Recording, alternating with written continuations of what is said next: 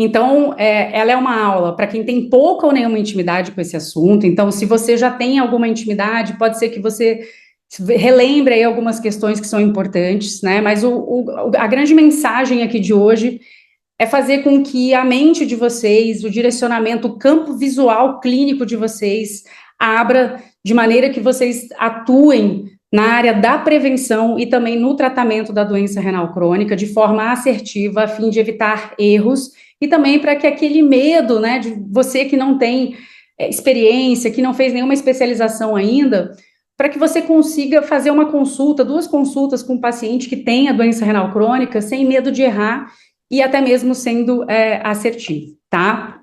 Bom, para quem não me conhece, eu sou Cristiane Moraes, as pessoas me conhecem por Cris Moraes, eu atuo na prática clínica há mais de 20 anos, já atendi mais de 1.000 pacientes, e eu tenho toda a minha carreira acadêmica trilhada na área de nutrição e nefrologia, lá desde o meu TCC, lá na faculdade, eu trabalhei com pacientes em hemodiálise, fiz mestrado, fiz doutorado e fiz pós-doutorado em ciências cardiovasculares com ênfase em nutrição e nefrologia.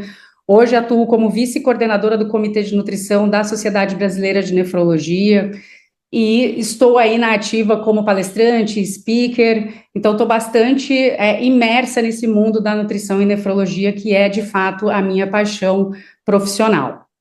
Então, enquanto algumas pessoas estão entrando, eu gostaria que vocês posicionassem a câmera de vocês nesse QR Code e que vocês tenham até 3 palavras para vocês colocarem ali, né? O que vem na mente de vocês quando vocês pensam em nutrição no paciente com doença renal crônica. Pode colocar assuntos ligados à nutrição, assuntos ligados à medicina, aspectos psicológicos. Eu quero entender como funciona a mente e a cabeça de vocês quando vocês pensam nesse assunto, tá? Eu vou dar aí alguns minutinhos para vocês escreverem aí o que vem na mente de vocês. Eu posso até direcionar a aula um pouco mais para isso, caso seja necessário.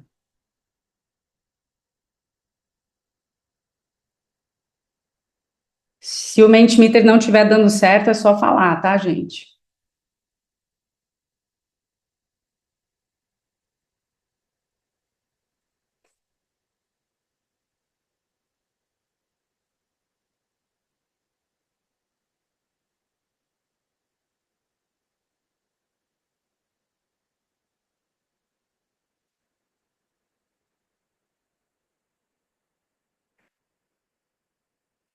Escuta ativa, adesão, idoso, proteína, desnutrido, saúde muscular.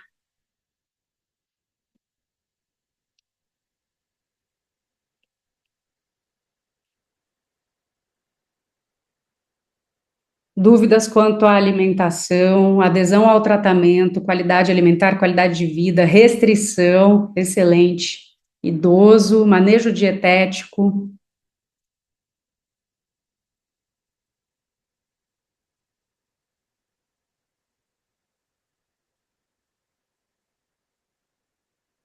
Restrição é uma palavra que muito se fala quando a gente fala de nutrição e nefrologia, né?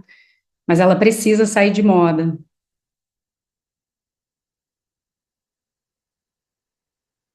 Pessoal que entrou aí depois, posiciona o telefone no QR Code e digitem aí até 3 palavras que remetam aí, que venham na sua mente quando você pensa em nutrição no paciente com doença renal crônica.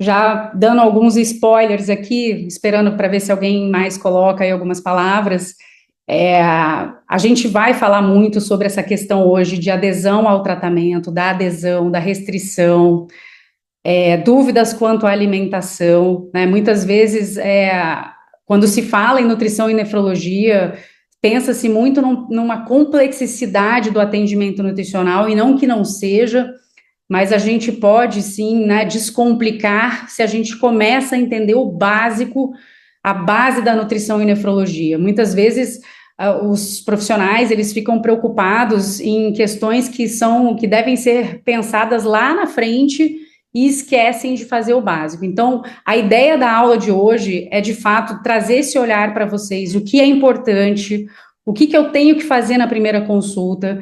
A aula não vai ser sobre cálculos, sobre aspectos tão específicos, mas sim sobre um panorama geral do paciente com doença renal crônica, e hoje a gente vai falar do paciente no conservador e adulto, tá, pessoal? Então, vamos lá para a gente não se atrasar. O que todo bom profissional precisa saber sobre nutrição em nefrologia? Infelizmente, os dados, eles são um pouco assustadores, né? A gente tem uma projeção que mostra que daqui a 15 anos, ou seja, em 2040, a doença renal crônica, ela vai representar a quinta maior causa de morte no mundo. E aí, o que a gente tem de dados, né? 1 em cada 10 pessoas tem doença renal crônica. Então, é uma doença com crescimento exponencial e você precisa saber o básico, sendo ou não nutricionista, tá? Por que esse aumento tão exponencial? Porque a doença renal crônica, ela está relacionada com doenças epidêmicas, como obesidade, diabetes, hipertensão. Então, ao passo que essas doenças estão crescendo, a doença renal crônica cresce de forma concomitante. Então, por isso, a gente começa a ter uma alta demanda de profissionais capacitados nessa área. Se vocês pararem para pensar, vocês vão ver que, basicamente, todo médico, nutricionista tem um certo conhecimento quando a gente fala de diabetes, de hipertensão e de obesidade. Mas o conhecimento sobre a nefrologia, nutrição e nefrologia, ainda é muito pequeno no meio médico, no meio da nutrição também. Mas a gente precisa fazer com que esse conhecimento alcance cada vez mais profissionais, porque esses pacientes, eles vão aparecer na prática clínica de vocês. Então, sendo ou não um nutricionista, sendo ou não um especialista, como é que você agrega conhecimento nutricional ao seu atendimento? Um conhecimento que vai só trazer bons desfechos para o seu paciente. Então, o conhecimento básico de nutrição em nefrologia, ele tem como objetivo fazer com que você saiba orientar o seu paciente, guiar nas suas escolhas, evitar erros, o que é muito importante. Os pacientes chegam já carregados de mitos, de informações desencontradas, de restrições desnecessárias, ora vindas, né, da própria internet, mas também às vezes, de um profissional que não tem tanto conhecimento nessa área que acaba errando na hora de orientar esse paciente. Sabendo sobre nutrição e nefrologia, você também consegue corrigir erros que esse paciente está cometendo em relação à sua alimentação. E se você não quer se tornar um especialista, você encaminha esse paciente, mas você se tornou para ele uma bússola onde, num primeiro encontro, você conseguiu dar informações importantes. E nesse intervalo onde esse paciente vai chegar no especialista, ele não vai cometer erros. Então, a gente tem tanto o objetivo de saber orientar de uma forma geral num primeiro encontro, e se você não quer se tornar um especialista, que você encaminhe, mas se você quer se tornar um especialista, você vai ser detentor aí de um conhecimento e vai conseguir acompanhar esse paciente, já que a gente já viu que esses pacientes vão começar a aparecer cada vez mais na prática clínica. Então, eu queria apresentar para vocês o processo de cuidado em nutrição quando a gente abre a visão para a doença renal crônica. Quando eu falo, né, que eu sou nutricionista, que atuo na área da nefrologia, as pessoas entendem que eu só vou tratar o paciente que tenha problema renal crônico. A questão é que, sendo um especialista, a gente deveria atuar muito mais na área de prevenção. Então, eu entender quem são os meus pacientes de risco e eu vou antecipar o problema, eu vou trazer prevenção para esse meu paciente. Então, esse é o primeiro eixo de atuação do nutricionista, seja ele focado ou não em nutrição e nefrologia. E aí, claro, acompanhar o paciente em sua jornada do tratamento conservador. Para quem não é familiarizado, o tratamento conservador é quando o paciente tem função renal que não tem a necessidade de realizar hemodiálise, diálise peritoneal ou transplante. Caso esse paciente precise realizar, ele entra na fase de terapia de substituição renal, que são essas 3 modalidades que eu acabei de dizer, né? A diálise peritoneal, a hemodiálise, que é a mais comum, e o transplante, que é uma terapia de substituição renal. E esse paciente que transplanta, ele não é considerado um paciente curado, ele continua sendo um paciente com doença renal crônica e precisa de acompanhamento para o resto da vida. Então, você sendo especialista, você não vai atuar só na doença, você vai atuar prevenindo a doença, o que é muito importante nos dias de hoje. A gente na faculdade, tanto a medicina quanto a nutrição, a gente é treinado para apagar incêndios, mas na verdade a gente tem que começar a evitar esses incêndios. A gente tem doenças epidêmicas e a chance disso diminuir em curto, médio prazo é muito pequena, mas se todo mundo fizer, se a gente tiver uma força-tarefa e atuar cada vez mais na etapa da prevenção, a gente vai começar a ter um declínio dessas doenças lá no longo prazo, tá? E por que eu tô tanto batendo na tecla aqui, né, dos profissionais que não são nutricionistas, da importância desses profissionais terem esse conhecimento básico? Porque aqui a gente está vendo um outro conceito do processo de cuidado em nutrição, tá? E quando a gente olha para essa roda, a gente está vendo aqui que a gente tem atividades dentro do círculo do processo de cuidado e nutrição, mas fora do círculo eu tenho algo que a gente chama de sistema de triagem e referência. E nesse sistema de triagem e referência atuam todos os profissionais da área da saúde. Então, é o que eu estava falando para vocês. O paciente, ele pode ser atendido por uma pessoa, por um profissional que não é especialista, mas ele é da área da saúde. E se ele tiver conhecimento básico de nutrição e nefrologia, ele vai evitar erros, dar uma orientação básica que seja, corrigir os erros desses pacientes, e aí ele vai encaminhar para o nutricionista. E aí aqui dentro, o nutricionista vai fazer avaliação, diagnóstico, intervenção, monitoramento das intervenções. Aqui é um trabalho exclusivo do nutricionista. Mas se a gente tem uma força-tarefa aqui fora, de vários profissionais engajados nessa área, a gente já evita inúmeros problemas, como, por exemplo, a restrição desnecessária de alguns grupos alimentares. Então, vejam a importância de todos os profissionais terem um conhecimento básico. É o que eu estava comentando antes com vocês, né? Todo mundo sabe um pouco sobre o que deve ser evitado no paciente que tem diabetes, no paciente que tem hipertensão, mas o conhecimento da nutrição e nefrologia ainda é pequeno, e a gente precisa de crescimento nessa área, a fim de evitar problemas, né? Eu que estou atuando nessa área, eu recebo muitos pacientes que foram orientados com informações bastante desatualizadas. Então, o intuito dessa aula e o intuito de tudo que a gente vai falar hoje é justamente evitar esses erros e guiar esses pacientes numa direção mais segura, tá? Mas antes de pensar no paciente já diagnosticado com a doença renal crônica, a gente precisa aprender a identificar os pacientes de risco, né? A gente precisa ser um profissional que também atua na prevenção para que a gente faça a diferença, tanto na nossa prática quanto na vida do paciente que a gente está atendendo. Então, se você atua com obesidade, você está atuando, né, na prevenção da doença renal crônica. Esse paciente tem risco de desenvolver doença renal crônica. A gente sabe que o tecido adiposo é um tecido pró-inflamatório. A gente sabe que pode ter acúmulo de gordura ali em volta do tecido renal, e isso gera agressões ali para o sistema renal. Então, a obesidade, ela tem um impacto direto na nossa saúde renal, tá? Pacientes com diabetes, a gente sabe que a doença renal do diabetes é uma das causas mais frequentes da doença renal crônica.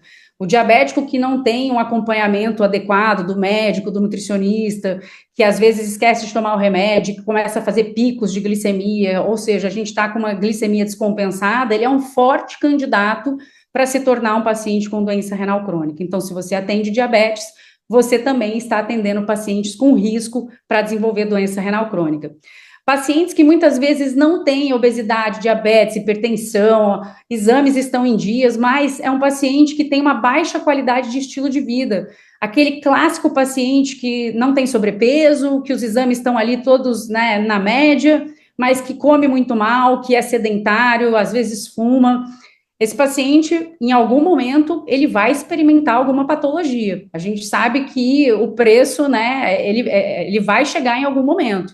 Então, é um paciente de risco também, né? Então, ter os exames ali ótimos e estar no peso e não ter um estilo de vida saudável é risco não só para doença renal crônica, como para diabetes, para hipertensão, para câncer e para outras doenças, né? Os hipertensos, a gente sabe que a hipertensão no Brasil ainda é a primeira causa, a maior causa de doença renal crônica, mas o diabetes já está muito empatado. Lá nos Estados Unidos é o inverso, o diabetes é a maior causa de doença renal crônica, e como a gente adota muitos hábitos americanos, o diabetes aqui está crescendo muito e também se tornando um forte contribuinte aí do aumento de incidência de doença renal crônica, tá? Algumas outras questões situações clínicas que às vezes não são tão óbvias, né? Paciente em tratamento oncológico, muitos tratamentos na área da oncologia são nefrotóxicos, e isso pode impactar na função renal do paciente que está fazendo quimioterapia, radioterapia, né? Doenças hereditárias, doença renal policística autossômica, que é tão frequente já ainda na fase jovem, né? Então, o paciente, a partir de 18 anos, a ultrassonografia para rastreio de doença renal policística autossômica, por exemplo, já é recomendado, e a gente sabe que é uma doença hereditária. E ele vai ter alterações estruturais, e dependendo da velocidade da progressão dessa doença policística, ele vai perdendo função também ao longo da sua vida, tá? Algo que talvez muitos de vocês, até já que trabalhem com isso, não tenham experienciado, mas eu tenho experiência nisso, é o público LGBTQIAPN+. Por quê? Existe um método que se chama PrEP. O PrEP é uma medicação, um conjunto de medicamentos utilizado para evitar doenças sexualmente transmitidas. E nesse conjunto de medicações, existem ali algumas substâncias que são nefrotóxicas e podem impactar na creatinina do seu paciente e fazer com que ele tenha aí uma perda, né, de função renal, mesmo que mínima. Então, é importante a gente ficar atento a esse público, é um público muito vaidoso, que muitas vezes faz uso até de esteroides anabólicos, então é importante vocês estarem de olho nesses pacientes, perguntar se eles fazem uso dessas medicações, para que você identifique precocemente qualquer problema e possa tomar ali medidas de forma antecipada, né? E as alterações estruturais do rim, o rim em ferradura, pacientes rim único, o paciente pode nascer com um rim, ou ele pode se tornar um paciente com um rim único porque ele doou o rim para alguém, ou porque ele teve que fazer uma nefrectomia por conta de um câncer. Há muitos anos atrás, o paciente com um rim único era orientado da seguinte forma: vida normal, né, em relação à alimentação. Mas hoje a gente tem diretrizes e publicações que mostram que a gente precisa ter cuidados específicos com esses pacientes que têm apenas um rim, mesmo que eles tenham função renal plena, tá? Que não tenham alteração de creatinina, mas a abordagem com esses pacientes, ela também é diferente, tá? E qual é, então, a importância de se conhecer esses pacientes com risco? Por que você está falando isso, né, Cris? Assim, tem algumas coisas que são bastante óbvias, né? Porque, olha só, a gente tem um estudo publicado, né, num jornal de muito respeito aí, que viu o seguinte: eles acompanharam por 24 anos cerca de 14 mil pessoas lá na Europa. E o que eles viram? Ao longo desse período, 4.343 pessoas desenvolveram doença renal crônica, tá? Então, a incidência foi de 31% na amostra total. É um número que eu considero bastante expressivo, né?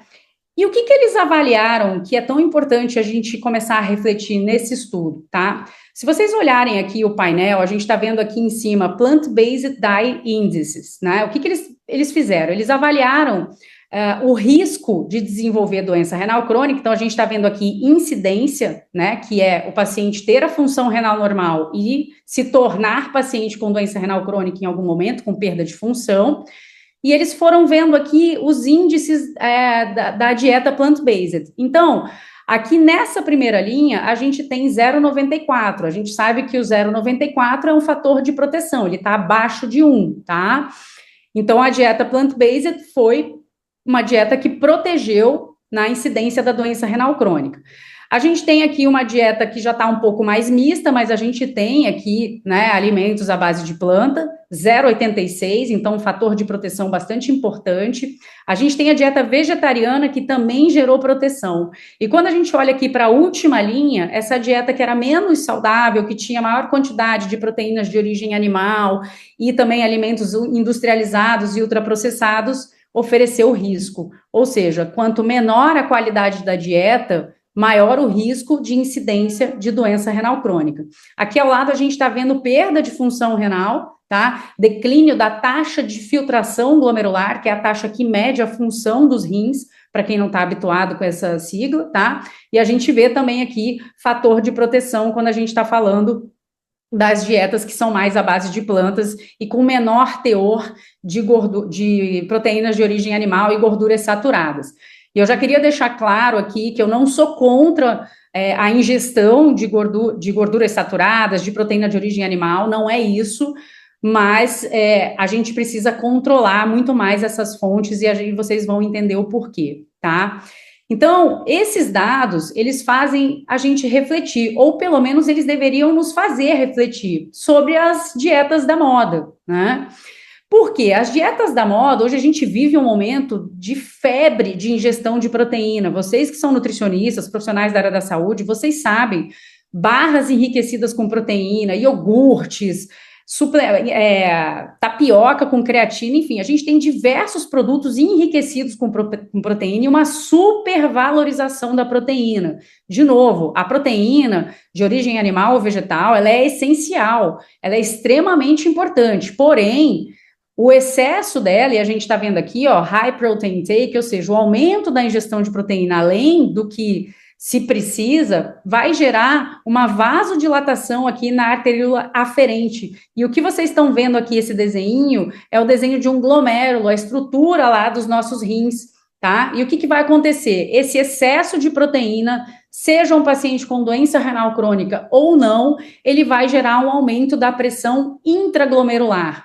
E essa sobrecarga, a médio, longo prazo, principalmente, ainda é desconhecida. Quando a gente olha para estudos que falam, então conclui-se que a dieta com alta ingestão de proteína não causou aumento de incidência de doença renal, não causou diminuição da taxa de filtração glomerular, são estudos que foram, né, de meses ou às vezes de ano.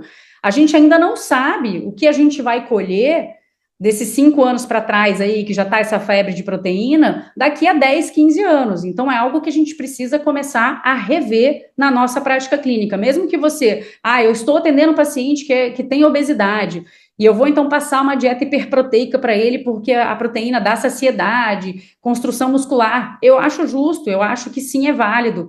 Mas a grande questão, pessoal, é que as dietas, elas estão além da hiperproteica.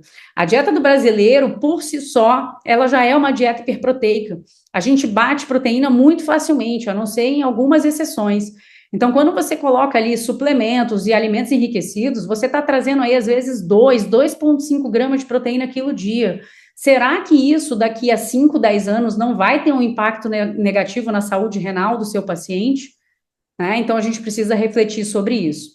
E a gente tem esse estudo publicado no JASN, né, outro journal aí de extrema importância no meio científico. Ali só tem publicações de alto impacto, publicações de confiança.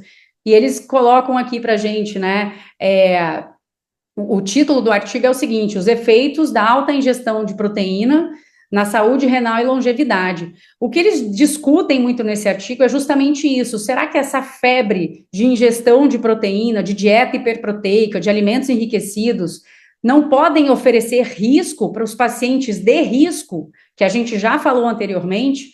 E eles concluem, né, baseado em literatura científica, que sim, é possível que não é certo, mas é bastante possível, que a alta ingestão de proteína a longo prazo possa levar à doença renal crônica, principalmente nos pacientes de risco. Então, você que atende obesidade, diabetes, hipertensão e outras doenças aí de risco, um paciente oncológico, será que você não está perdendo a mão um pouquinho na prescrição de proteína. Então, isso é uma reflexão que eu quero trazer para vocês e que vocês passem isso para colegas que trabalham com vocês, nas clínicas que vocês trabalham. Né? Isso é muito importante, porque é um momento muito delicado que a gente está vivendo quando a gente fala de ingestão proteica, e não só prescrita, como também feita de forma indiscriminada e sem nenhuma orientação. Né? Então, é algo que a gente precisa, de fato, refletir. A gente tem esse estudo muito interessante publicado agora, em março de 2025, que ele fala sobre metabolômica e proteassoma. O que é isso? O metabolômica, ela vê ali moléculas oriundas do processo digestivo, assim como moléculas oriundas das proteínas do processo digestivo e sua atuação em diversos tecidos e órgãos, tá? Então, por exemplo, eu ingeri uma carne vermelha, essa carne vermelha vai ser digerida, vai gerar a produção de substâncias como N-óxido trimetilamina e outras substâncias, e qual é o impacto que essas substâncias vão ter em alguns órgãos-alvo. E aí vocês estão vendo aqui, né, eles fizeram um apanhado científico na literatura científica e eles chegaram a essa seguinte conclusão aqui, tá? Aqui a gente tem, né, a dieta. Quando a gente olha aqui para essa metade do lado esquerdo, a gente está vendo uma dieta com alto teor de açúcar, a carne vermelha, principalmente carnes processadas e ultraprocessadas, e dietas altas em gorduras, principalmente as saturadas. E aí vocês veem que aqui eles colocam risco de doença renal crônica, tá? E também de doenças cardiovasculares, né?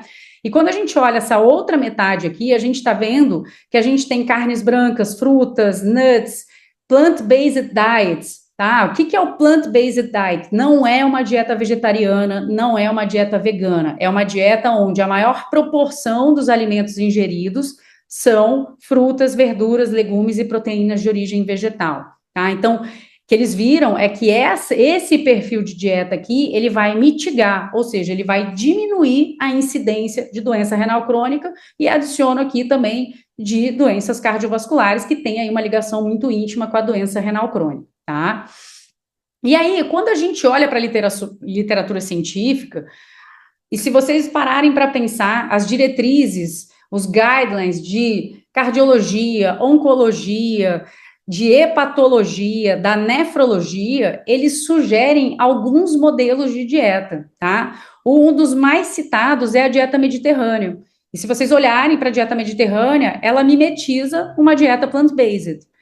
A dieta DASH também é bastante referenciada pelos guias e pelas diretrizes, né? Uma dieta que originalmente foi criada, né, justamente para controle da hipertensão arterial, mas se aplica a outras doenças crônicas, como diabetes, como doença renal crônica e doenças cardiovasculares em geral, tá?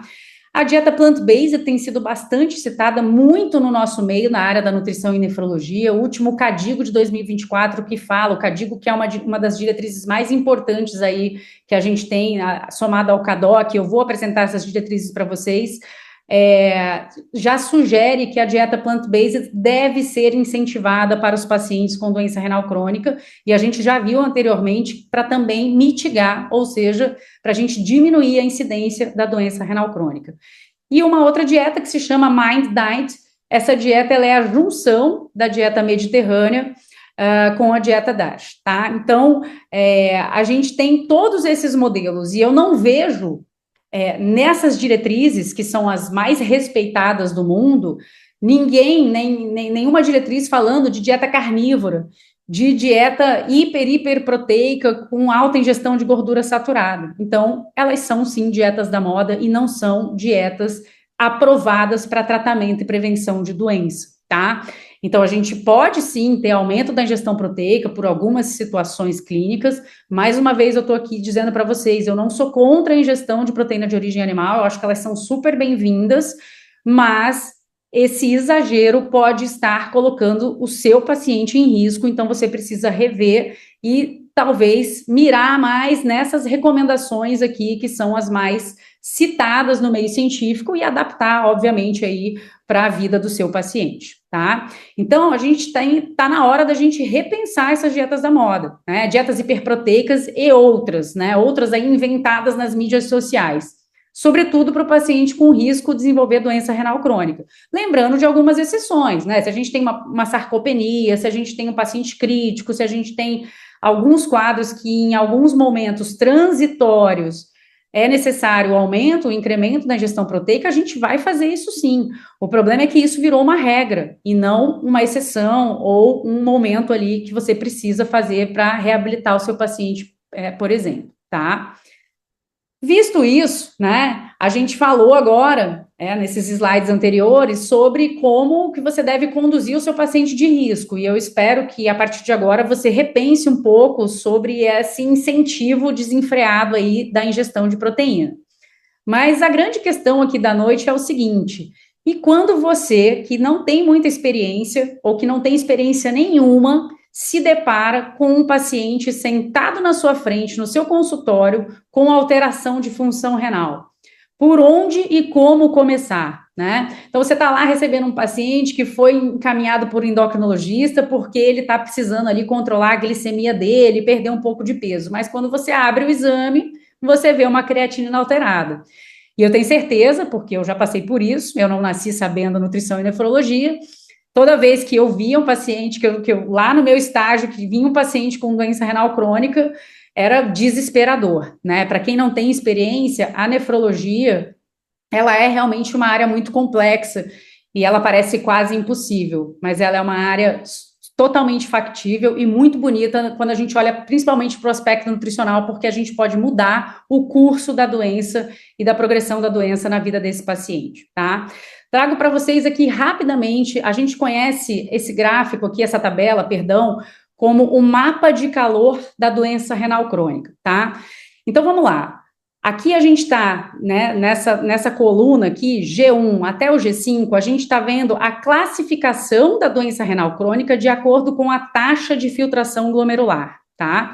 E aqui a gente está vendo algumas classificações, A1, A2 e A3, de acordo com o que a gente chama de albuminúria, que é a perda de proteína na urina, que pode ser normal, moderada ou severamente aumentada, tá?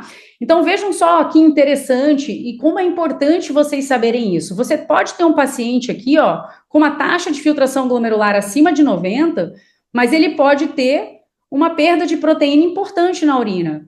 E talvez esse paciente aqui tenha que ter uma dieta muito diferente desse paciente que está aqui no screen 1, com A1 e G1. Então, percebam que a gente tem aqui esse mapa de calor justamente indicando qual a gravidade da doença renal crônica.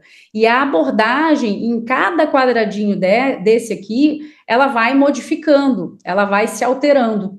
Então, por isso é importante que, pelo menos tendo instruções básicas sobre nutrição e nefrologia, você sabe o que fazer, pelo menos aonde está verde, amarelo e laranja. Se você não é um especialista, né, quando o mapa de calor aqui começa a ficar mais perigoso, a ideia é que você encaminhe esse paciente para um especialista.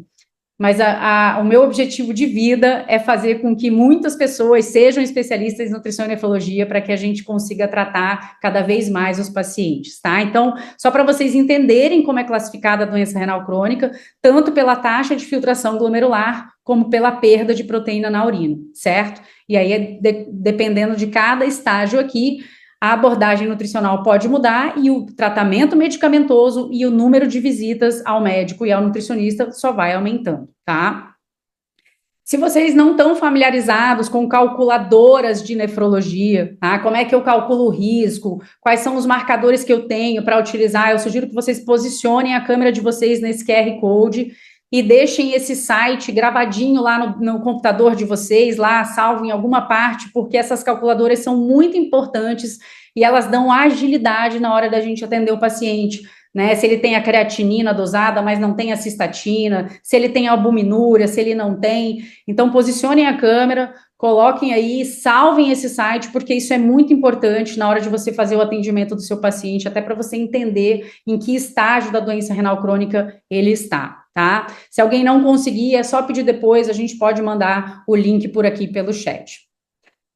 E aí, a gente precisa começar a perder o medo de atender esse paciente com doença renal crônica, né? Porque, como eu disse, ele vai aparecer no seu consultório. A gente tem uma doença com crescimento exponencial, vocês estão atendendo aí pacientes de risco de desenvolver doença renal crônica e que, infelizmente, em algum momento podem apresentar alteração de taxa de filtração glomerular, de creatinina, de perda de proteína na urina. Então, você precisa saber atender esse paciente. O primeiro passo, pessoal, é o seguinte: comece não cometendo erros, tá? Não pensem lá na frente, a prescrição na ponta de lápis, o quanto que eu vou dar de proteína, o quanto que eu vou dar de carboidrato, que modelo de dieta que eu vou pedir para esse paciente seguir. O mais importante é você, num primeiro momento, evitar os erros mais básicos cometidos na área da nutrição e nefrologia, tá? O primeiro dele é olhar focado apenas em proteína. Vejam que eu coloco apenas aqui entre parênteses. É claro que é importante a gente olhar a proteína, mas muitas vezes é tão assim, sabe, a proteína fica tão em voga ali que se esquece de coisas que são extremamente básicas e importantes para aquele paciente. Então, sim, você vai orientar esse paciente em relação à ingestão proteica e a gente vai ver como é que você aborda isso um pouquinho mais à frente, mas você tem que olhar para outros aspectos, ingestão calórica, ingestão de fibras, qualidade da dieta. Muitas vezes o problema não está na proteína, está em outras questões. Então, não foque apenas na proteína. Restrição de alimentos ricos em potássio. Parece que eu falo isso há quase 15 anos, mas parece que esse assunto jamais irá se esgotar. Eu ainda pego muito na minha prática clínica pacientes com listas, que são os alimentos que a gente mais indica como nefroprotetores, sendo que esses alimentos são vetados da vida do paciente porque eles são ricos em potássio. O potássio, cada vez mais, a gente não faz mais restrição de potássio. A gente sabe que os estudos têm mostrado cada vez mais que o potássio alimentar de comida de verdade tem pouco impacto no potássio sérico, né? Então, assim, essa restrição, ela é extremamente ultrapassada. Isso é coisa que acontecia há 10, 15 anos atrás. Não se faz mais essas listas prontas. Mesmo que o paciente tenha ali uma alteração no seu potássio sérico, a gente precisa investigar outras causas, o que a gente chama de causas extraalimentares. Medicação, acidose metabólica, enfim, são várias coisas. Eu não posso entrar nesse mérito aqui, senão eu fico, uma hora falando só de questões de potássio em relação ao paciente com doença renal crônica e nutrição. Feijão também, por algum motivo, eu não entendo qual é o motivo, parece que é o potássio, parece que é o grão, que tem gente que acha que não pode comer grãos, tem gente que acha que não pode comer a semente do tomate, e tem profissionais que acreditam, encorajam isso, né? O feijão é totalmente liberado e totalmente aconselhado, já que ele é uma proteína de origem vegetal. Então, restrição de potássio e feijão é quase que você tirar do paciente o que vai proteger ele, o que vai trazer, proteção.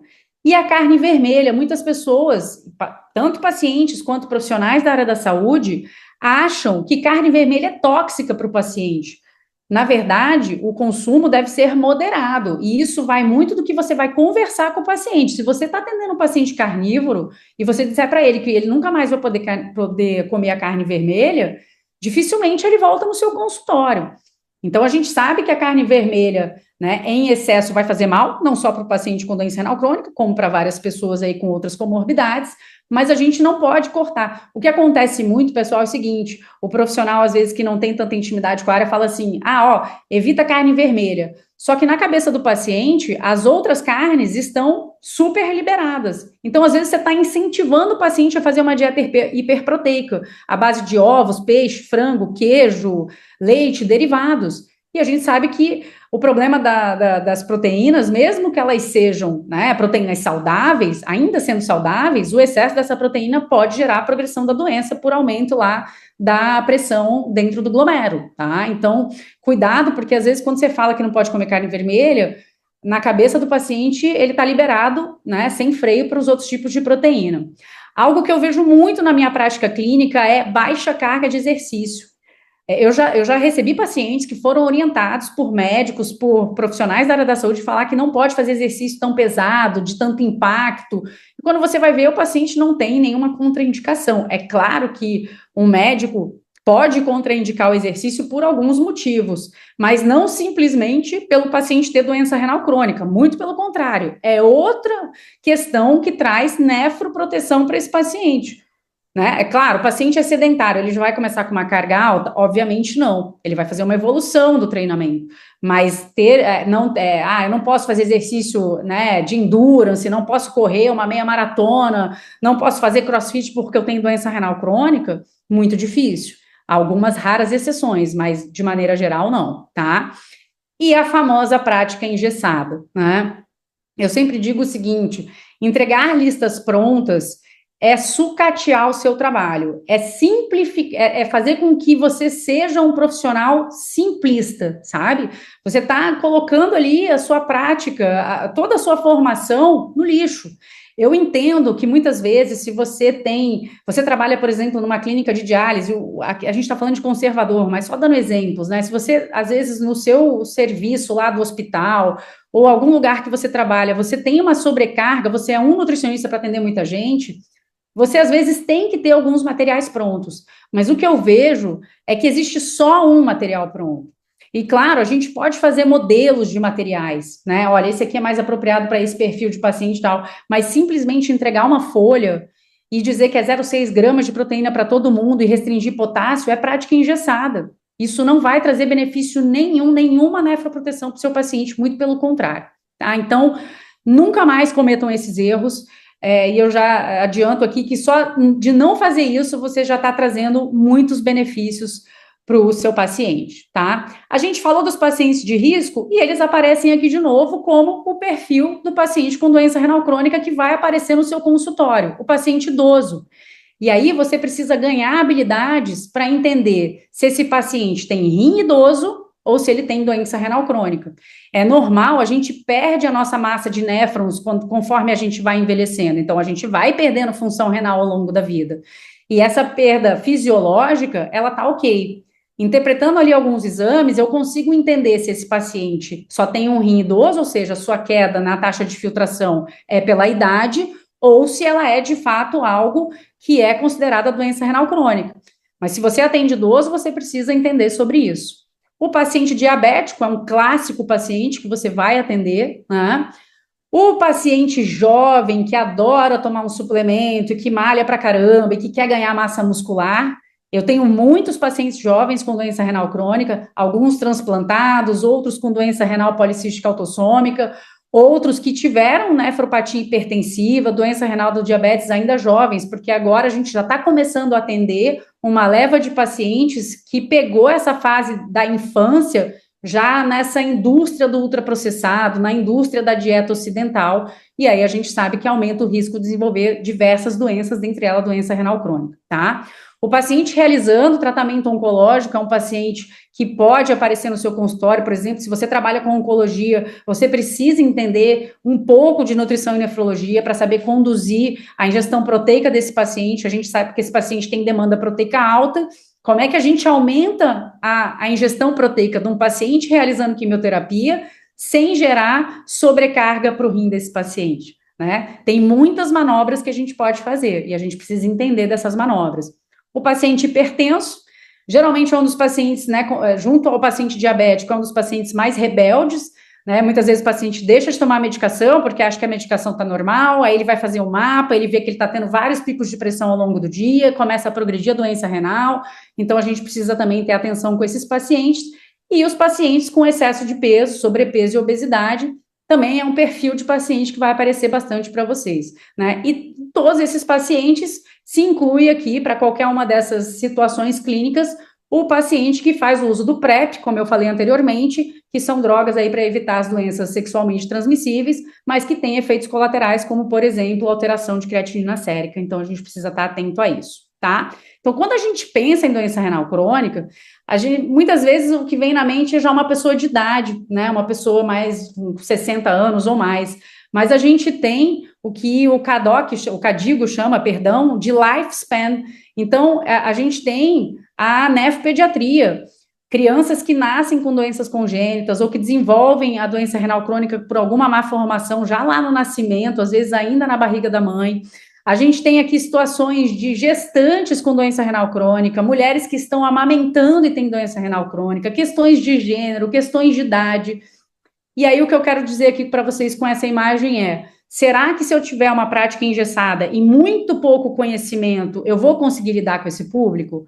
Ah, Cris, mas eu não vou atender um paciente com doença renal crônica. Se você atende gestante, você pode atender uma paciente gestante que tem alterações de função renal. Você vai abandonar essa paciente ou você vai tentar entender o caso dela e acompanhar essa paciente, né? Então, esse conhecimento, ele deixa o seu atendimento muito mais amplo e muito mais seguro, tá? Então, a gente tem diversos fenótipos, como eu mostrei para vocês, ou seja, diversos tipos de paciente, estágios da doença renal. Será que é o mesmo protocolo de intervenção para todos eles? Não, a gente precisa entender em que peças desse quebra-cabeça que a gente tem quando a gente pensa em aspectos nutricionais na doença renal crônica, a gente precisa focar com cada um.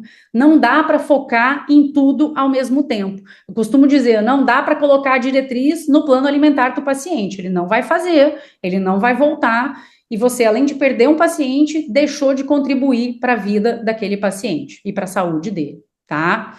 Então, o que eu quero que vocês entendam é o seguinte: qual é o foco da primeira consulta? Você pegou aquele paciente, alteração de função renal. Qual é o foco, tá? Primeira coisa, essa palavra apareceu lá na nossa nuvem, né, de palavras: escuta, acolhimento. Imagina, se coloque no lugar de um paciente que recebe um diagnóstico de doença renal crônica, né? A pessoa está fragilizada, ela ainda está se ambientando com aquilo. Pode ser que você já receba um paciente que já sabe que tem doença renal há muito tempo, mas ele sempre tem muito o que falar. Então, assim, a primeira consulta, pessoal, principalmente a primeira, geralmente o paciente fala mais do que eu deixo ele falar. Então, por isso eu reservo 1h30 de consulta para consultas de primeira vez. Pode ser que não seja a sua realidade, eu entendo, mas escutem o paciente, porque nessa escuta você vai captar coisas importantíssimas na hora de fazer prescrição alimentar para esse paciente, tá? Desmistificar. Hoje em dia, com as redes sociais, né, eu brinco até, eu falo assim, às vezes eu passo 20 minutos desmistificando várias coisas para depois ensinar, orientar e guiar, né?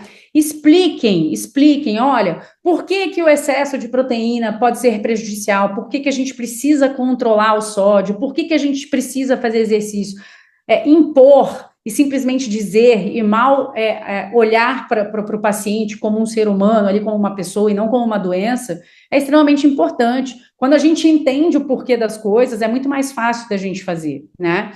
E orientar e aconselhar. Então, se você consegue fazer tudo isso na primeira consulta, você já fez uma consulta brilhante, tá? Quando eu falo de desmistificar, eu quero lembrar para vocês aqui algumas coisinhas. Creatinina. O paciente, por mais veterano que ele seja na doença renal crônica, né? Então, já é um paciente que tem doença renal crônica há 5 anos e tal, ou paciente recente, mas ele sempre tem lá no fundo a ideia, né, e talvez aí o sonho de reduzir a sua creatinina. Aí ele fala assim, eu quero reduzir minha creatinina. Mas a gente precisa explicar para o paciente que uma vez instalada e diagnosticada a doença renal crônica, essa creatinina, a gente tem como objetivo fazer com que essa creatinina fique estável, e que a redução da creatinina num paciente que não tem nenhuma complicação aguda, e eu explico por quê daqui a pouco, a redução da creatinina é um mau sinal. A redução da creatinina normalmente vai representar uma baixa massa muscular, uma perda de massa muscular. Então, a creatinina, ela é um número, é importante, mas ela é muito utilizada para fazer o cálculo da taxa de filtração glomerular. E por que a taxa de filtração glomerular é importante? É importante para a gente, enquanto nutricionista, sim, mas ela é muito mais importante para saber doses medicamentosas, para saber doses no tratamento oncológico, para questões mais específicas e mais críticas, né? Então, assim, essa variação mínima de creatinina entre uma consulta e outra, entre 3 meses, se é uma variação muito pequena, ela é uma variação normal. Você vai medir sua glicemia, vai dar 86 no exame de hoje, vai dar 90 no exame daqui a 3 meses, né? Uma coisa é importante, a gente observar a cinética ao longo do tempo, né? E não só comparar dois. Então, olha, a sua creatinina, ela vem aumentando, então a gente precisa repensar o tratamento medicamentoso, dietético, etc. Mas se as variações flutuam para cima e para baixo, são variações normais, tá? Então, desmistifiquem essa questão da creatinina e diz para o paciente, olha, o nosso objetivo aqui é pausar a sua creatinina, não deixando ela subir, né, com valores, assim, escalar demais, mas ela pode variar para cima e para baixo. A gente sabe que algumas medicações, inclusive nefroprotetoras, como, por exemplo, a fenilerona, pode aumentar a creatinina temporariamente. Isso não quer dizer que o paciente está perdendo função renal, né? Se a gente pega, por exemplo, um paciente desnutrido e faz com que esse paciente ganhe massa muscular, a creatina dele provavelmente vai aumentar. Isso quer dizer que ele perdeu função renal? Não, quer dizer que aquela creatinina anterior estava falseada pela baixa massa muscular. Então expliquem isso porque o paciente ele é muito ligado na creatinina, tá? E lembre-se sempre de falar dos mitos da alimentação. Por que eu estou dizendo isso? Porque às vezes o paciente não chega com tantos mitos, mas ele, se você não fala sobre esses mitos e fala assim, olha, não precisa cortar a banana, não precisa cortar as frutas, às vezes ele vai sair dali, vai dar um Google, vai encontrar alguém e vai começar a fazer restrições desnecessárias. Então, mesmo que ele não aborde, é importante você abordar. E uma coisa extremamente importante é seja lúdico. Use imagens, use exemplos. O paciente, ele se sente mais acolhido quando você demonstra uma preocupação que é genuína com ele, né? Simplesmente impor, sem explicar, eu uso muita imagem com meus pacientes, principalmente aqueles pacientes mais resistentes, tá? E aí, a palavra de ordem é a seguinte: nem simplificar demais e nem complicar demais. E aqui, lembrando, a gente está falando lá da primeira consulta, tá? Então, o que é o não simplificar demais? Ficar ali apenas, né, restrito à proteína, potássio e sódio. Tem muitas coisas que a gente pode englobar nessa primeira consulta, né? Mas eu também não posso englobar tudo de uma vez só. Ninguém dá conta. É só você se colocar no lugar do paciente que você vai perceber que ele não vai dar conta. Então, a gente precisa encontrar um meio termo nessa primeira abordagem, porque a gente precisa ganhar a confiança do paciente para que ele prossiga com o tratamento e tenha aí bons desfechos, tá? Então, o que é importante? Que você evite os erros básicos e perigosos que podem colocar o paciente em risco, conhecer as diretrizes, eu vou falar delas aqui, tá? Então, conhecer o mínimo das diretrizes, entender que prática clínica e diretrizes nem sempre concordam 100%, porque muitas vezes as diretrizes não contemplam algumas situações clínicas e por isso a gente precisa ter julgamento clínico para atuar ali em algumas situações onde não se tem nenhum protocolo lá a partir das diretrizes e dos guidelines, tá? E aprender a identificar os pacientes em risco maior, não é o paciente de risco, é o paciente em risco maior. Aquele paciente que está muito desnutrido, que os dados clínicos bioquímicos estão muito alterados, pacientes com comportamentos que eu chamo assim, os comportamentos meio kamikazes. Esses pacientes precisam de uma atenção ali e de uma abordagem bem delicada para que você segure esse paciente, né? Então, aqui a gente tem que ir com calma e a gente tem que ir, né, de mansinho para que a gente não perca esse paciente, tá? E aí eu trago essa imagem para vocês verem como a nutrição, ela está na base do tratamento do paciente com doença renal crônica. Por isso que é tão importante todo mundo entender da nutrição na nefrologia. Vocês veem que aqui a gente tem os inibidores de SLGT2, medicamentos antihipertensivos, todas as drogas que são positivas e que vão trazer desfechos positivos para o paciente com doença renal crônica. Mas se a gente não fizer o básico aqui, ó, dieta saudável, exercício físico, cessação do fumo e manejo de peso, tudo isso daqui acaba se tornando assim, a gente tem que aumentar muito a dose de medicamento, tem que combinar muitos medicamentos, e a gente sabe que o medicamento ele é extremamente importante, mas ele traz efeitos colaterais. Então, quanto mais a gente atua aqui no estilo de vida, melhor a gente conduz o tratamento medicamentoso no sentido de menores dosagens, menor volume de medicamentos. Tá? Então, por isso é tão importante a gente ter esse olhar para o estilo de vida. Outra coisa que é muito importante é a gente coletar todas as informações para o primeiro passo, né, da abordagem nutricional, tá? Então, o que é importante? Exames laboratoriais. Se você tem uma secretária, ou se você não tem secretária e você manda mensagem para confirmar a consulta com o paciente, lembra esse paciente, traga os exames laboratoriais mais recentes que você tiver, que seja de 4 meses, de 6 meses, ou um recente. A gente precisa de exame bioquímico para entender o que a gente precisa fazer com esse paciente. Uma coisa que é muito importante é vocês perguntarem se esse paciente teve intercorrências clínicas recentes, internações, cirurgias, comportamento de peso, teve ganho de peso, teve perda de peso recente, por quê, né? Medicamentos, pessoal, algo que é muito importante é checar duplicidade de medicamento. Por quê? Esses pacientes normalmente são atendidos pelo geriatra, pelo cardiologista, pelo nefrologista e outras especialidades.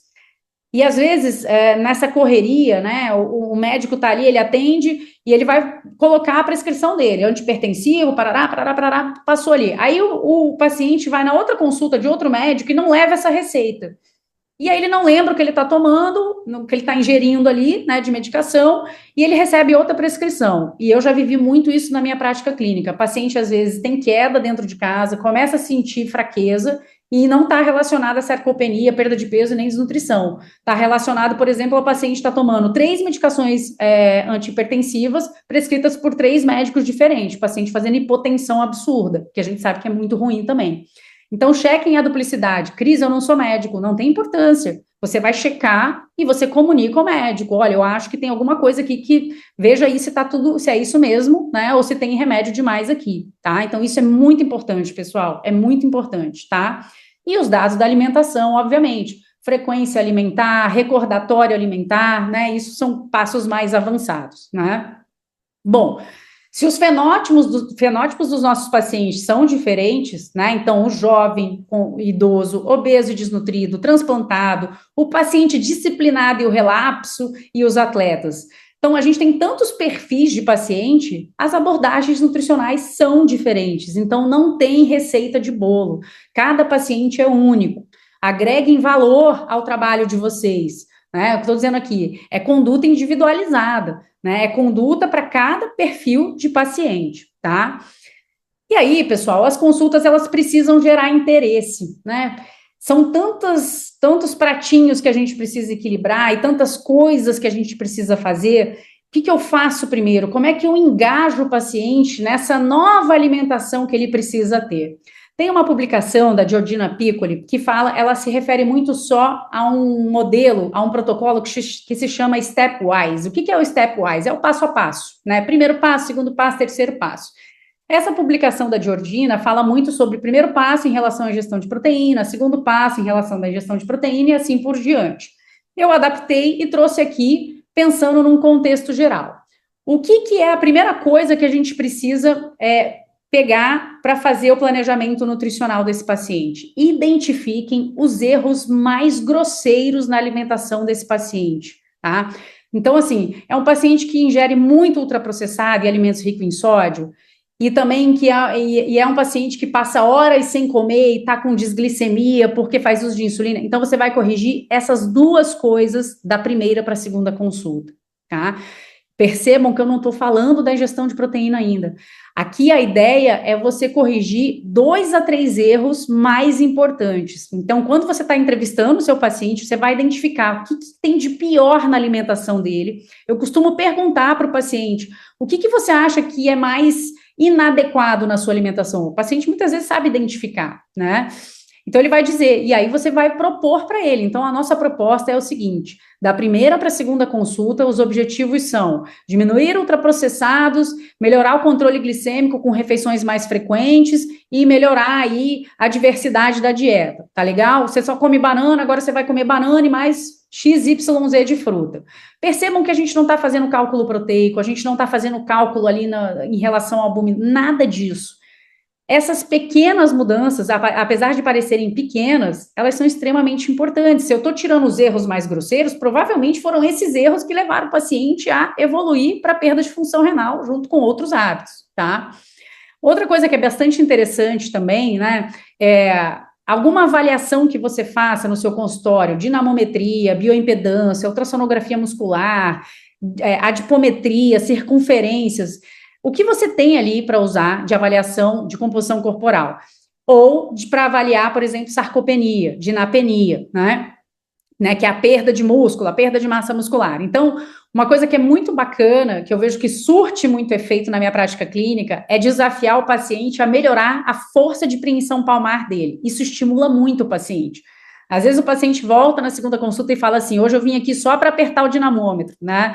Mas ele apertar o dinamômetro e ter evolução é sinal que ele está melhorando a dieta, que ele está fazendo exercício. Bom, cheguei da primeira para a segunda consulta. Aqui na segunda consulta eu vou checar se ele conseguiu trazer essas evoluções. Se ele não conseguiu trazer as evoluções na segunda, eu preciso manter, eu preciso melhorar o básico.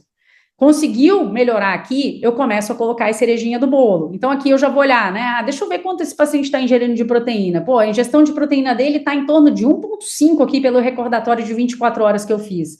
Eu vou trazer esse paciente de 1,5 para 0,6 gramas de proteína quilo dia? Não, não. Eu vou reduzir, né? Então, vou trazer ele de 1,5 para 1. As mudanças, pessoal, têm que ser sutis. Se a gente é muito agressivo, apesar de a gente ter, né, excelentes intenções, mas essa velocidade de mudança normalmente não é bem-vinda na vida do seu paciente. Então, é o que eu digo, a chance dele abandonar o tratamento é grande, porque ele vai se frustrar, ele não vai conseguir e ele não vai voltar. Então, aqui é a hora de você começar a colocar algumas cerejinhas em cima do bolo, se ele teve evolução da primeira para a segunda. A terceira consulta, tendo evoluído bastante, aí você começa a pensar em diversidade ainda mais assim, né, apropriada da dieta. Então, vou pensar em microbiota intestinal, em compostos bioativos. Será que esse paciente tem necessidade de algum suplemento? Aqui a gente começa já a dar aqueles passos mais largos ali em relação à modificação da dieta desse paciente. Então, perceba que é a partir da terceira consulta. Não dá para colocar a diretriz inteira na primeira consulta, você vai perder o paciente. E a quarta consulta segue evoluindo. Por que eu coloquei essas 4 consultas aqui? Quando a gente olha lá a diretriz do CADOC, por exemplo, e ele fala de uma intervenção nutricional num paciente com risco de desnutrição ou desnutrido, o que ele sugere? Que você faça pelo menos 3 meses de suplementação nutricional oral, né, de intervenção, e você vai, depois de 3 meses, reavaliar esse paciente. Se a gente pega 12 meses e divide por 3, a gente tem 4 consultas. Então, no mínimo 4 consultas ao ano para acompanhar bem esse paciente, seja ele desnutrido ou não, tá, pessoal?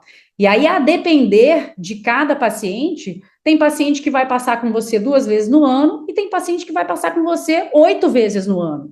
E isso você tem que explicar para o paciente. Quanto mais estável você tiver, quanto mais você tiver regrado, menos você vai me ver, o que é um bom sinal, né?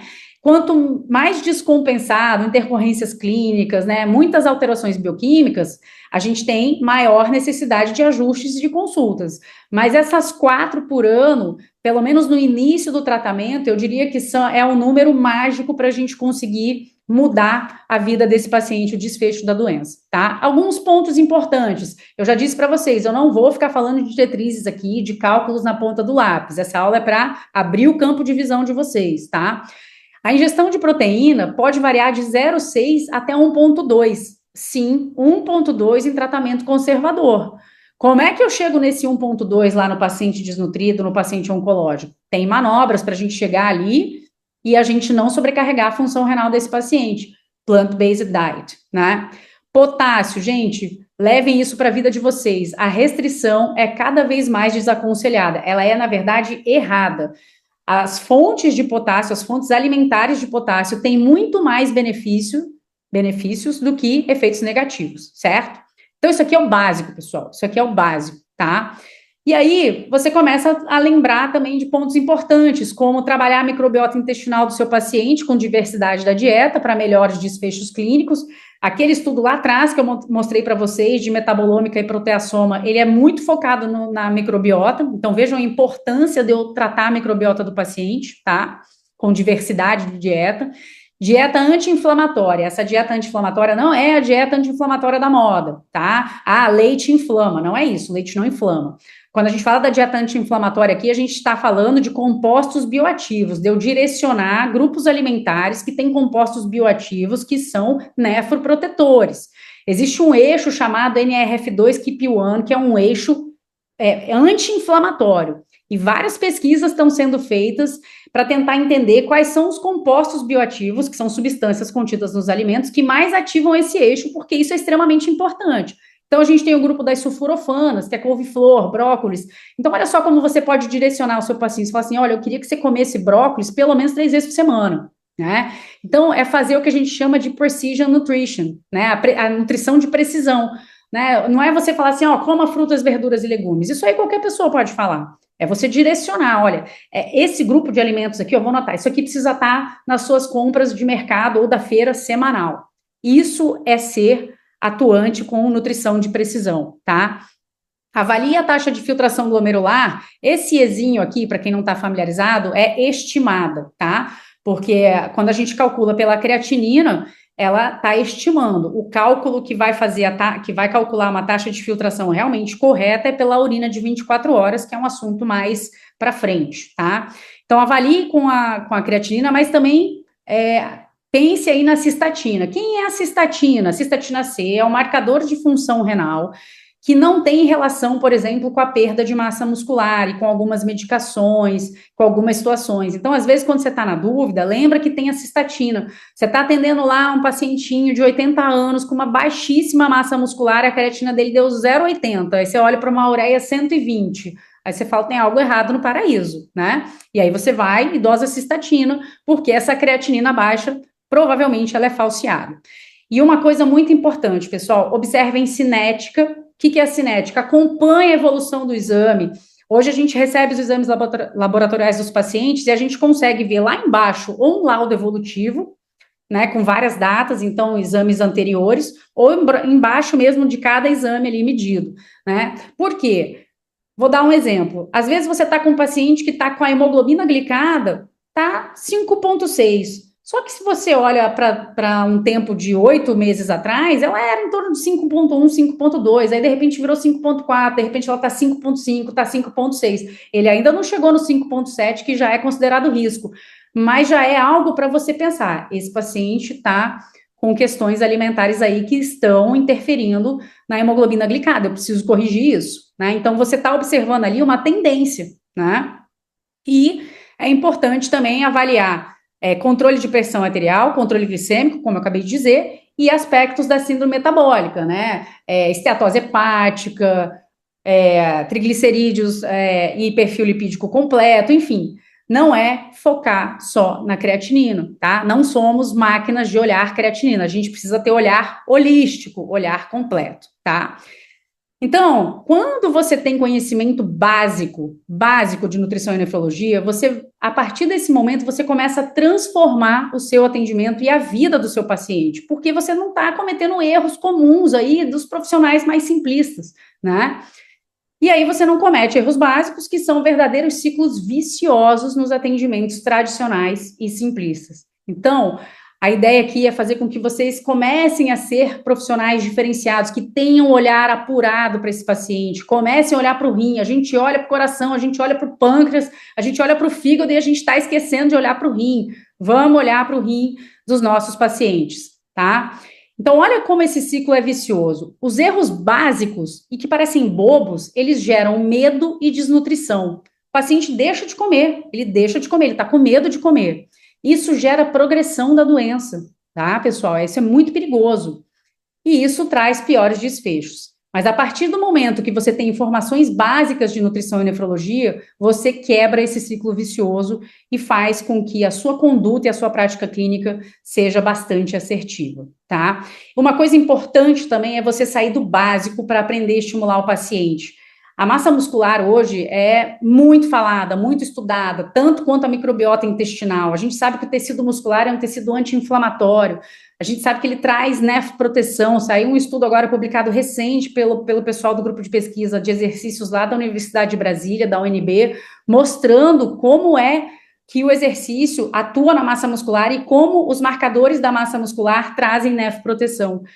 Mas se a gente só fala assim para o paciente, você precisa fazer exercício, muitas vezes ele não vai ter essa compreensão, né? Então, olha só, eu mostro muitas vezes essa figura para o meu paciente. Eu falo, olha só o músculo, todas essas substâncias aqui, essas sopas de letrinhas, elas são benéficas para o teu rim, para o teu coração, são substâncias anti-inflamatórias. Se você tem qualquer doença crônica, doença de baixo, que a gente chama de inflamação de baixo grau, o músculo ele vai tentar, quando bem executado o exercício, quando eu tenho reabilitação propriamente dita, quando eu tenho o exercício ali bem feito, esse músculo vai brigar ali e tomara, né, vencer a luta contra as substâncias pró-inflamatórias que essas doenças crônicas trazem, tá? Lembrem-se, microbiota intestinal é importante, compostos bioativos são importantes, né? Então, por que eu estou dizendo isso? Às vezes, aquelas listas de substituições atrapalham muito nesse sentido, porque o paciente vai escolher só o que ele quer comer. Ele só gosta de comer tomate, ele só vai comer tomate. Se você não falou para ele quanto era importante ele comer brócolis. Então, você fazer um plano individual ali, você direcionar algumas coisas, você está colocando compostos bioativos no dia a dia do seu paciente. Você está ativando o eixo anti-inflamatório e você está modulando a microbiota intestinal do seu paciente, e isso tem nefroproteção, tá? Falando um pouquinho de diretrizes e prática clínica, o que eu queria que vocês tivessem em mente, tá? Algumas armadilhas do dia a dia. Lembra que o paciente não é um ser estático. Aí a gente volta na história da lista de substituição. Você dá lá um exemplo de cardápio, uma lista de substituição e vida que segue. É muito difícil seguir esse tipo de planejamento alimentar, tá? Não é impossível, mas aí tem que ser um paciente extremamente disciplinado. Quando eu falo que o paciente não é ser estático, vocês têm que lembrar que o paciente viaja, que o paciente pode ficar doente, não fazer exercício, que o paciente pode ter as suas férias, que o paciente, enfim, é um paciente que tem uma vida social muito ativa, então você precisa orientar o paciente como é que ele vai conduzir a dieta em todas as situações, ensinar ele a abrir exceções, de modo que essa exceção não vai trazer um prejuízo enorme para a saúde renal dele, tá? Lembrar que as diretrizes não contemplam algumas situações clínicas, né? Então, eu estou lá atendendo um paciente que é sarcopênico, está fazendo tratamento, está fazendo quimioterapia, enfim, ele tem um monte de comorbidade, um monte de tratamento. Não, nenhuma diretriz engloba tudo isso. Então, por isso, o julgamento clínico e o conhecimento dos aspectos nutricionais, bioquímicos e das diretrizes, juntos, vão fazer com que você tenha uma conduta assertiva, tá? Os estudos, pessoal, na grande maioria das vezes, as publicações têm ambiente controlado, é normal. Eu tenho lá um estudo randomizado, aí o estudo randomizado faz o quê? Eu vou excluir diabéticos, idosos e tal. Então, eles são extremamente importantes, as diretrizes são geradas a partir de vários estudos, principalmente os estudos randomizados, mas a gente precisa lembrar que esses estudos têm ambiente controlado. E o paciente não é um ser estático. Então, não tente impor para o paciente o mundo ideal. É o recado que eu dou aqui nessa última figura. O ideal nem sempre é o real. Então, tem que ser algo factível, tá? Essas são as principais diretrizes que eu uso no meu dia a dia, na prática clínica do meu consultório, na nutrição e nefrologia. A gente tem também a ASPEN, né? A gente tem a ESPEN, que é da nutrição clínica e metabolismo a europeia, tá? A Sociedade Europeia. E aqui a gente vai ter o quê? Orientações de geriatria, orientações de oncologia, por exemplo, e lá em alguns parágrafos ele coloca paciente oncológico com doença renal crônica, e ele vai ali dar a diretriz. Por quê? Porque aqui eu vou ter uma diretriz de oncologia e que fala um pouco da doença renal crônica. Quando eu olho aqui para o CADOC, que é esse National Kidney Foundation, ele já não tem tantas especificidades, como, por exemplo, a oncologia, como, por exemplo, a desnutrição, né? E aí a gente tem a Braspen, que é aqui, né, a nossa brasileira, que tem a diretriz de doença renal crônica publicada em 2021, bastante inspirada aqui no CADOC, né, mas em outros estudos que saíram depois do CADOC também. E a gente tem o CADIGO 2024 para doença renal crônica e tratamento conservador, que tem um capítulo bastante grande e importante sobre a alimentação do paciente, e o CADIGO já traz essa novidade de se estimular as dietas à base de plantas, plant-based diets para o paciente, coisa que o CADOC de 2020 já não trouxe, para vocês verem a velocidade que a nutrição e nefrologia está crescendo com tantas publicações importantes, tá? Então, o que a gente tem na prática clínica? A gente tem estudos, aí os estudos vão se acumulando, os experts da área, eles se unem, e eles vão fazer a avaliação de todos esses estudos, e esses estudos, né, compilados e com tratamento estatístico, eles vão se tornar diretrizes, guidelines e as recomendações.